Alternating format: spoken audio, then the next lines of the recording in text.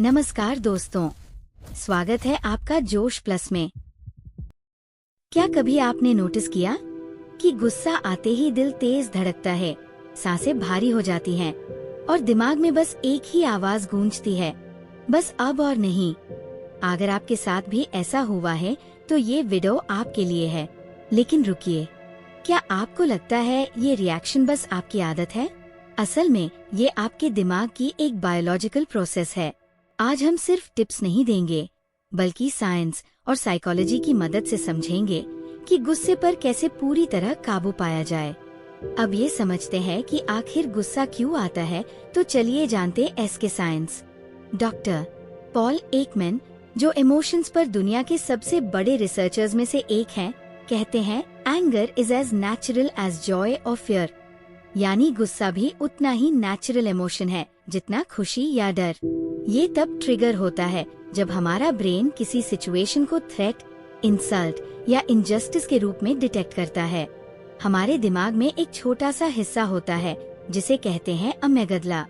ये आलमंड के आकार का एक स्ट्रक्चर है और इसका काम है हमारी इमोशंस को डिटेक्ट करना, खासकर डर, गुस्सा और खतरा।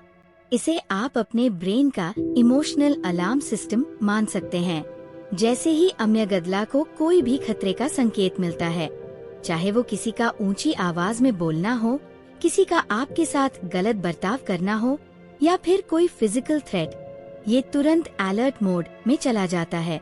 इसका मतलब है कि आपका बॉडी फाइट या फ्लाइट के लिए तैयार हो जाता है और इसके साथ ही हार्ट रेट बढ़ जाता है, सांसें तेज हो जाती है, मसल्स टेंस हो जाते हैं और दिमाग तुरंत कहता है कुछ करो। दूसरी तरफ हमारे पास है प्रीफ्रंटल कॉर्टेक्स, दिमाग का सबसे एडवांस्ड हिस्सा, जिसे कहते हैं थिंकिंग ब्रेन। ये लॉजिक, प्लानिंग और डिसीजन मेकिंग में माहिर है। इसका काम है सिचुएशन को समझना और कामली सॉल्यूशन सोचना। ये कहता है रुको, पहले सोचते हैं फिर डिसाइड करेंगे। अब इसे के बाद क्या होता है ये आपको तो पता ही होगा, चलो फिर भी हम आपको बता ही देते हैं। जब अम्यगदला बहुत तेज एक्टिव हो जाता है तो ये इतना जोर से डेंजर चिल्लाता है कि प्रीफ्रंटल कॉर्टेक्स की शांत आवाज सुनाई ही नहीं देती। रिजल्ट, आप बिना सोचे समझे रिएक्ट कर देते हैं, चिल्लाना, गुस्से में जवाब देना या कोई ऐसा स्टेप उठा लेना जिसका बाद में रिग्रेट हो। साइंस में इसे कहते हैं अम्यगदला हाईजैक, यानी आपके इमोशनल ब्रेन ने आपके थिंकिंग ब्रेन को टेक ओवर कर लिया। यही कारण है कि बाद में हम सोचते हैं यार ये मैंने क्यों कर दिया।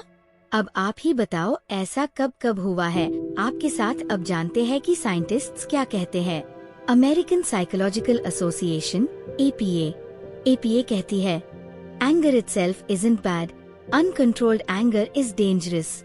मतलब गुस्सा अपने आप में बुरा नहीं है, ये तो हमारे सर्वाइवल सिस्टम का हिस्सा है। कभी कभी गुस्सा हमें इनजस्टिस के खिलाफ खड़े होने की ताकत देता है या किसी खतरे से खुद को बचाने में मदद करता है। अब जान लेते हैं Daniel Goleman, author of emotional intelligence कहना। डैनियल गोलमैन कहते हैं emotions are contagious, so your anger can trigger anger in others. मतलब हमारा मूड दूसरे लोगों को भी इन्फेक्ट करता है, जैसे कोई वायरस। अगर आप गुस्से में हैं तो सामने वाला भी डिफेंसिव या अग्रेसिव हो जाएगा। इसको कहते हैं इमोशनल कॉन्टेजन, यानी एक व्यक्ति की इमोशन दूसरे में फैलना। इसे इस उदाहरण से समझ सकते हैं। ऑफिस में एक मैनेजर गुस्से में चिल्लाता है, पूरी टीम का मूड खराब हो जाता है। घर में एक व्यक्ति इरिटेट होता है, पूरे माहौल में टेंशन फैल जाती है। इसलिए काम रहना सिर्फ अपने लिए नहीं बल्कि आसपास के लोगों के लिए भी जरूरी है।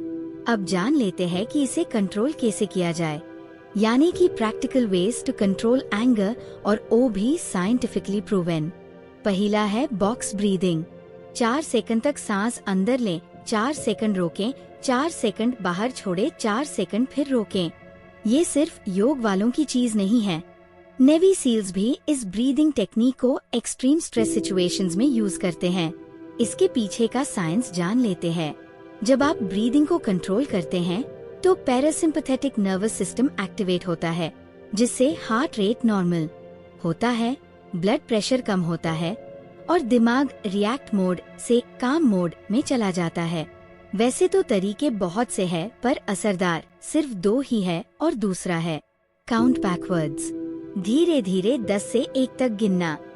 ये सुनने में सिंपल लगता है, लेकिन न्यूरोसाइंस कहता है कि जब आप नंबरिंग में ध्यान लगाते हैं तो दिमाग का फोकस प्रॉब्लम से हटकर टास्क पर शिफ्ट हो जाता है। रिजल्ट, आपका अम्यगदला शांत होने लगता है और आप इम्पल्सिव रिएक्शन देने से बच जाते हैं।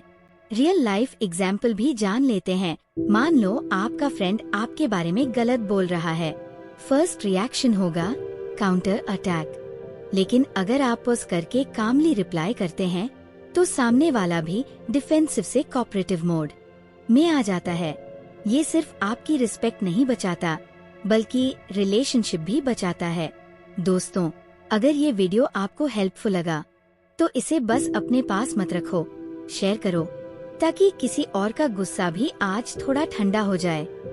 और हाँ, ऐसे ही प्रैक्टिकल और पावरफुल टिप्स पाने के लिए इस चैनल को सब्सक्राइब कर लो और बेल आइकन दबा दो, ताकि अगली बार भी हम मिलकर आपकी जिंदगी आसान बना सकें। लाइक कीजिए, शेयर कीजिए और याद रखिए, कंट्रोल ही असली